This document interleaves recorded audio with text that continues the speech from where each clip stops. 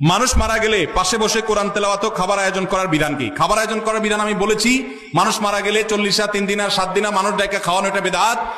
আর মানুষ মারা গেলে তার পাশে বসে কোরআন তেলাওয়াত করাটাও সুন্নাহ সম্মত কোনো কাজ নয়। আমাদের দেশে মানুষ মারা গেলে লাশটাকে মাটিতে বা খাটে রেখে চারপাশে হাফেজ সাহেবদেরকে এনে কোরআন তেলাওয়াত করানো হয়, এটা শরিয়া সম্মত কোনো কাজ নয়। কেন? কোন মানুষ মারা যাওয়ার পরে কি কি করতে হবে শরীয়তে বলা আছে না নাই? আছে না নাই?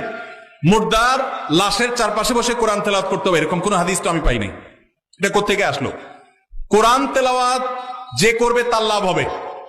আল্লাহ কোরআনে বারবার বলেছেন, আল্লাইসাল ইনসানে ইল্লা মা সাআ, যে যেটা করবে সে সেটা পাবে, যিনি তেলাওয়াত করছে তার সওয়াব হবে। মুর্দার কোনো লাভ নাই এখানে তেলাওয়াত করলে।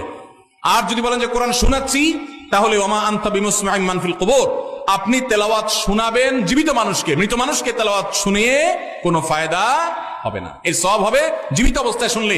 এই লোকটা জীবিত অবস্থায় শুনলে সওয়াব পাইতো, মারা গেছে এখন তার সামনে কোরআন তেলাওয়াত করলে প্রতি অক্ষরের নষ্ট নেই, এমন কোনো কথা নাই। এজন্য এইটা দূর হওয়া দরকার। বিশেষ করে এখানে যারা মুর্দার চারপাশে এই যে গোল হয়ে কোরআন তেলাওয়াত করে, এরা সবাই টাকা নেয়।